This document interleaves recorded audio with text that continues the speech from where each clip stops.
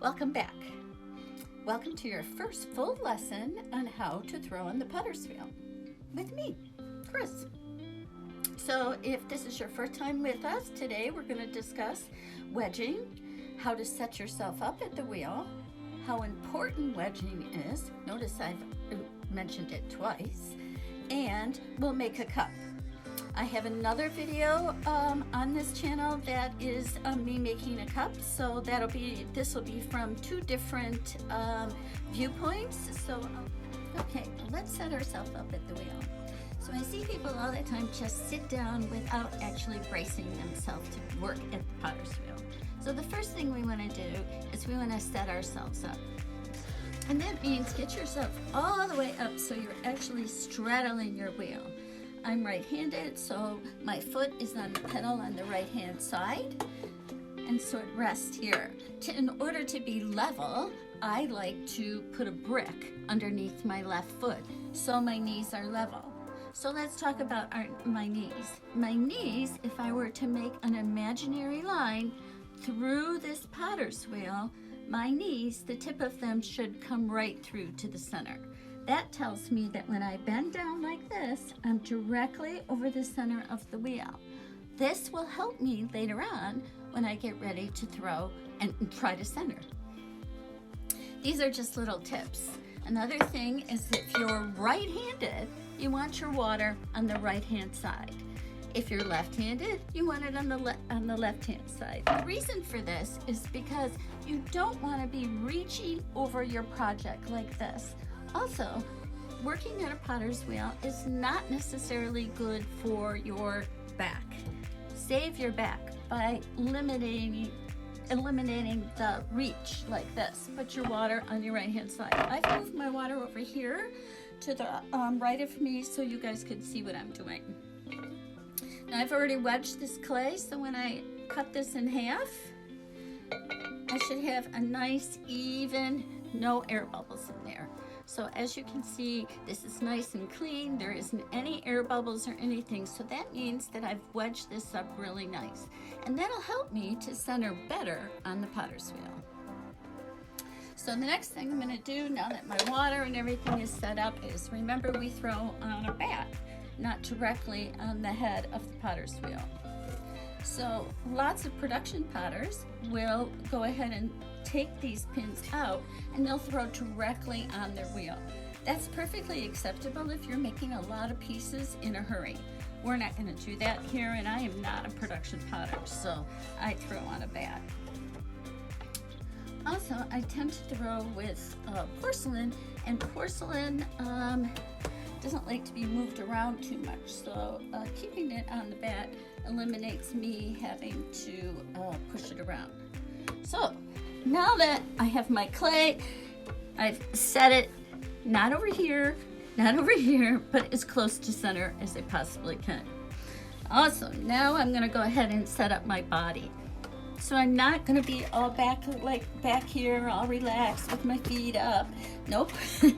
I'm actually going to be forward, and I'm going to bend forward and use my elbows and tuck them between my belly and the inside of my thigh. What that does is it keeps my forearm straight, so this part, the meaty part of my hand, comes down and touches the clay like this. Notice my fingers aren't doing any of the work. When we get going, it'll be this part of the hand that's actually centering the clay. Now I'll do this on the other side. So I am all crunched over, and my thigh and my belly and my back muscles and all of my arms are being held into place by the muscles in my whole body. So now I'm going to start my wheel, and when I start my wheel, something to think about is that we don't want to touch the clay if the wheel is not moving, especially after you've already centered, because you run the risk of out of center. So I'm going to start my wheel. My hand's nice and straight. I'm holding it in my forearm and everything nice and straight, and I'm pushing in. I'm going to do the same thing on this side. So notice my muscles are all engaged. My elbows are back, being held in place by my legs and belly. I'm going to press down and in, And remember that water is your lubricant. I use very little water because I work in porcelain, but water does help you move your hands through the clay. If it's dry and your hands are dragging, that means you need more water. So notice how I'm all crunched over. I'm using all my muscle, pushing my hands. Now notice the clay will take the form, I'm already centered, and the clay will take the form of whatever it is my hands are doing. So if you're doing this, notice I almost have a little mushroom starting there. We don't want that. We want this to be nice and compressed. It should look just like this before you're ready to tell you that it's centered. How do I know it's centered? Because I have equal rings all the way around. Okay? There isn't any technical word wonkiness happening. Once the clay is completely centered, I'm going to compress it one more time, and compressing just means that I'm really, really pushing down that center so all the molecules in the clay work together. We won't get too technical with this right away. Now, everything we make on the potter's wheel comes from two starts. You're either making a bowl or a cylinder. We're going to make a cylinder here. So a cylinder has straight bottom and straight up sides, whereas a bowl is a continuous U shape. So both of these shapes is how we start everything that we make on the potter's wheel. So right now we're going to concentrate on the cylinder, which has a flat bottom and two straight up sides. So the first thing I need to do is open my clay, or create the donut. And center, because I was doing a lot of talking there. And how I do that is, again, my elbows, my forearms, everything's in place. Nothing is moving except for the clay through my hands. And that's something to remember. If you're doing this, you're not centered. If the clay's pushing you, you're not centered. You're the boss. I like being the boss. Okay, so now I'm gonna open up. Again, I have everything braced on my thighs, and my back is holding everything together. Now I can support making this hole by keeping my left hand straight and just holding around here. This is going to support me so I don't go all the way to the bottom. If I go all the way to the bottom, then we don't have a vessel, we have a flower pot with a drainage hole. Or a mess, depending on what you're making. So I'm going to go ahead, I'm going to use this to just support my hands, so my fingers, so I don't go down too far. I'm just going to make that little hole in the center, and I'm going to stop. And I'm going to use my pin or needle tool, and I'm going to stick that in there, and I'm going to measure. So I want about 1/4 of an inch here, so later on, and I do have 1/4 of an inch, later on I can come back and carve a foot. So a foot is what your whole vessel sits on if you're making a cup. And we will be carving feet into the vessels I make today, next week. So now I know that I'm at a good depth, and that's what I just created, what is my depth. Now I can again have my left hand support my right hand, take my finger and push this towards me as my left hand is just sitting there bracing everything. Some people open that way, see, like this. And both hands are always touching one another. They don't work independently. You don't do this unless you're coloring, and you don't do that until you've learned how to make bottles.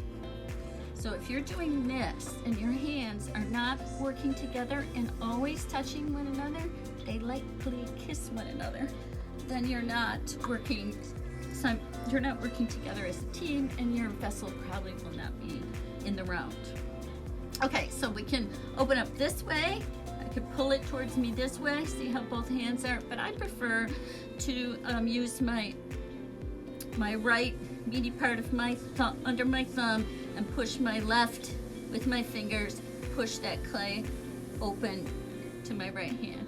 The reason I do it this way is just easier on my wrist. I have been throwing for a long time, and I have some issues with my wrist.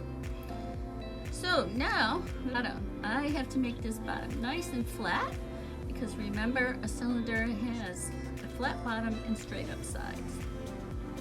And it is the bottom, so that's what I'm doing right here. I'm just flattening that clay down inside there. At a different angle so you can see this again from the top view. So now I'm going to compress, and what that is that's just like, you know, that shadow puppet that went across this. He just comes down and he eats the side. So you're actually pinching the clay between these two fingers and your thumb. It could be these two fingers too, whatever's most comfortable. I find that using the pointer finger is puts too much pressure, so using these two fingers is better for me. Okay, so I'm pinching that clay between my thumb on the outside, those two fingers on the inside.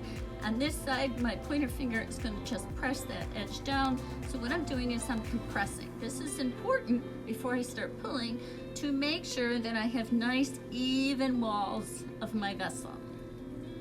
So once I think I have that nice and compressed and everything's nice and even, now I can start pulling up my walls. I do not revisit this center. Now that that's nice and flat, I just leave it, and when I go to pull, I start right at the corner here where the flat end, or the flat part of the bottom is, and where I'm going to make the wall. So again, I'm using those two fingers on the inside. My thumb on my left hand is on the outside. My fingers on my left hand and my thumb, on my right hand and my thumb on my right hand are pinching that clay between my hands as I grab that clay and start coming up. Notice that as I come up, I'm coming up in the shape of a volcano. That's important because centrifugal force automatically wants the clay to go out like this. If I don't go up this way right now, because I'm only creating height, I'm not creating the shape, I could end up with too floppy of a vessel. And we don't want that. So right now, keep in mind, I'm only creating height. So my hand's on the inside, my sponge is on the inside covering these fingernails. I really don't have that many fingernails, but what's there. I'm gonna hold that on the side. Notice how my right thumb is being supported on my left hand. My fingers are grabbing that clay and pushing it up. On the inside, I'm pushing into that as I pull this up. Notice both hands are working simultaneously together. One isn't independent of the other. I can't say that enough how important that is. Once I bring it all the way up, then I'm going to go ahead and I'm going to compress. I'm going to do another pull. I'm just wetting my hands. If the clay is being dragged through your hands, you need more water. As a beginner, and not using porcelain, I suggest you use as much water as possible. You can always learn to back off on the water later on. But it is your lubricant and it will help you.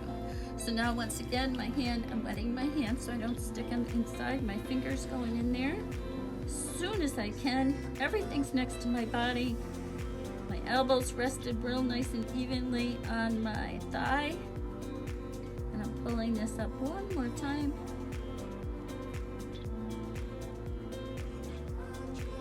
And you pull completely all the way to the lip, all the way off. Don't stop halfway. Notice I don't move the wheel very quickly. The larger the object you're making on the wheel, the slower your wheel goes. The faster the wheel goes, the smaller the object you're making. So now I have all this clay right down here and I want to get rid of that. And it's going to be hard for me to get my finger under there to pull it up. So here's a little trick for those of you that are having a hard time pulling up clay. We're going to go ahead, again, my hand's going to support on the inside. My elbow and everything is right next to my body, so I stay nice and centered. So I'm going to go in here and I'm going to support the inside as I use the wood knife to carve into the side and carve out that clay. Okay? So if I was having a hard time pulling up the last little bit of clay, what you could do when you go ahead and make this cut, as you could do an undercut, like right here. Undercut is when I stand over this, I can't see that, what's underneath there. So that allows me, or gives me a place to put my hand to grab the clay to do another pull. So notice, as soon as I'm able, those hands come and work together. This is getting kind of thin, but that's okay. We can fix that too.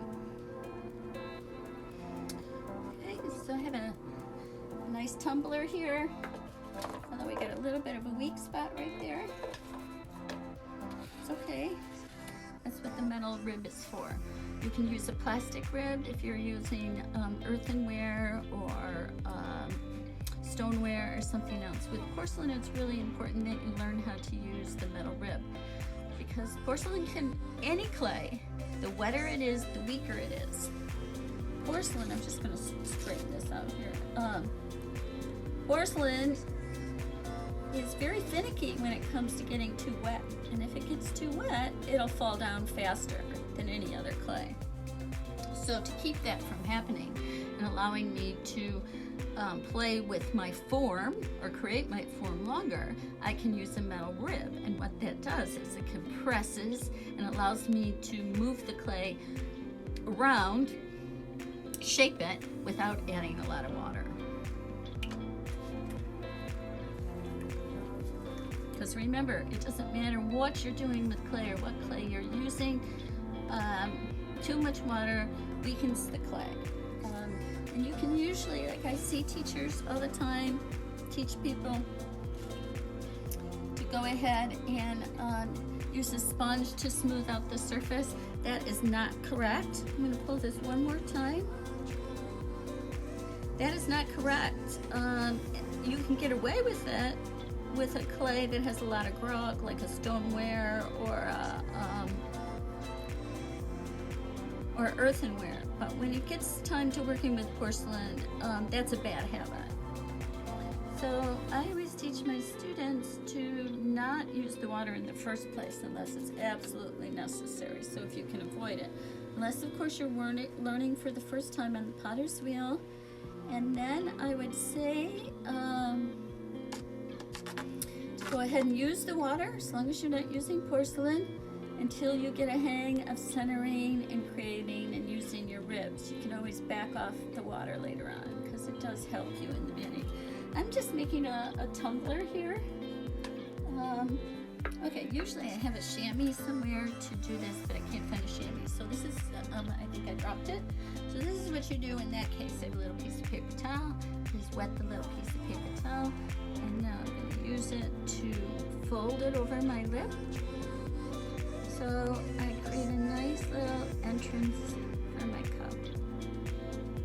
I'm just going to leave this as a nice little tumbler because I feel like this surface is a really great surface for teaching surface design later on.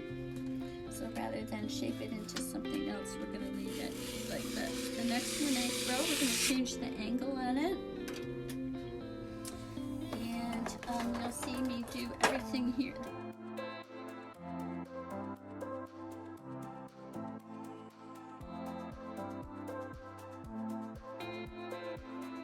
Water in the bottom.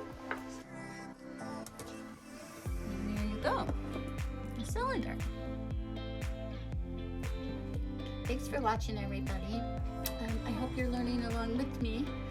Next week, we will be carving a foot. This is what the foot ring is. We'll be carving that into the cylinders that we made this week. I'll also be pulling handles and attaching. Week after that, we'll be discussing bowls. And remember, everything on the potter's wheel comes from two forms, the cylinder and the bowl. So those are the two things you need to master after centering and wedging. So remember to watch the review wedging video, and please know that I am going to post a better one soon when I get better equipment. In the meantime, enjoy, peace, love, and pottery.